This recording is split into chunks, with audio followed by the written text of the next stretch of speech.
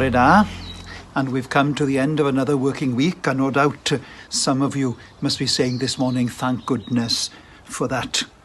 When we were children at school, one of the questions that the teacher used to ask was this: what do you want to do after you leave school?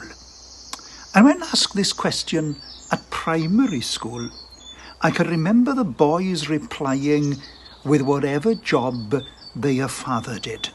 And being brought up in a mining community, most of the class wanted to be coal miners.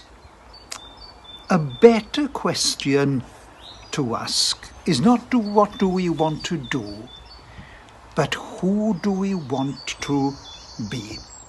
You see, doing is usually connected with vocation or career or how we make a living. But being is much deeper. It relates to character, who we are, and how we make a life.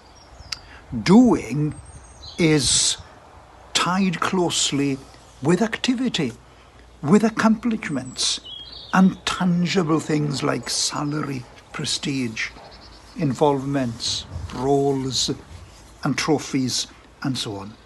And unfortunately, we often take more note of what people do than who they are. And therefore, we become guilty frequently of giving people greater respect because of what they do rather than who they are. Oh, he's a doctor, or she's a wealthy businesswoman, or he's a pastor, she's a celebrity, and so on. Being, on the other hand, has more to do with intangibles, the kind of people we become deep down inside. Much of what can't be measured by objective yardsticks and impressive awards. But of the two, being will ultimately outdistance doing every time. It may take half a lifetime to perfect, but hands down, it is more valuable and lasting and inspiring. Yes, goal setting and achieving are important, especially if we are in need of being motivated. Moving in the right direction is a great way to break the mold of mediocrity.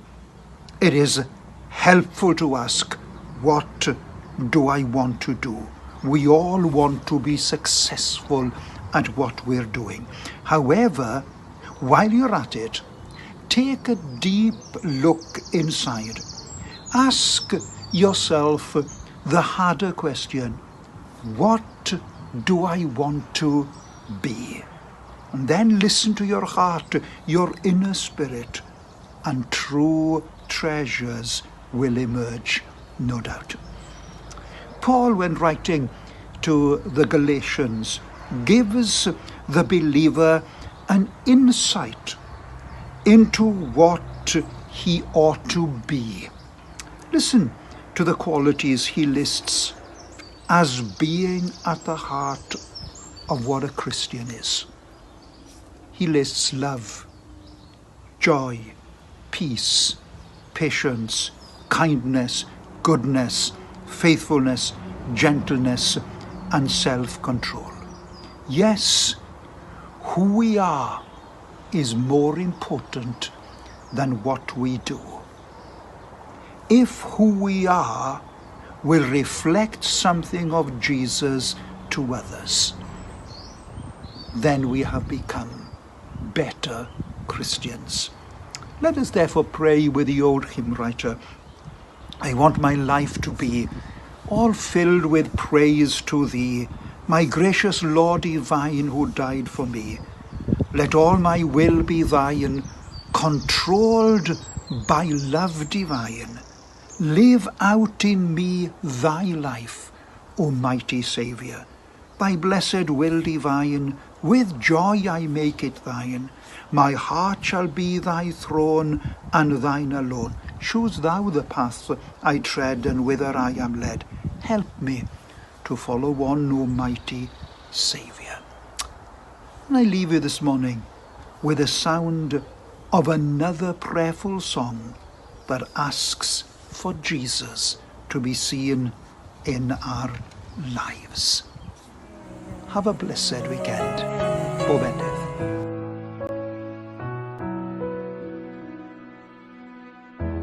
Jesus, take me as I am.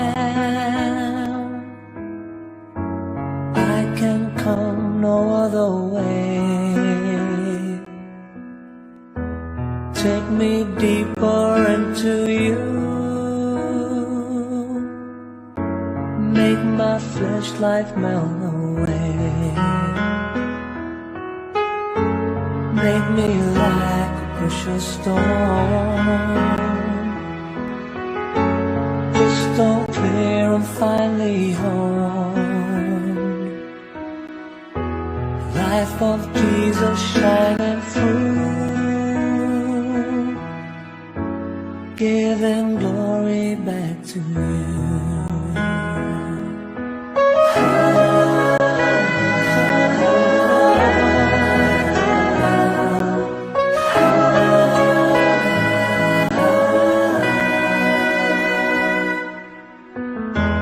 Jesus, take me as I am.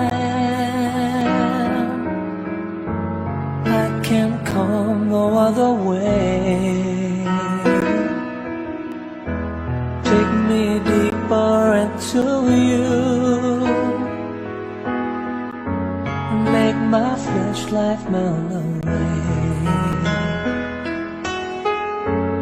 Make me like a precious stone, crystal clear and finely honed. Life of Jesus shining through, giving glory back to you. Oh, make me like precious stone,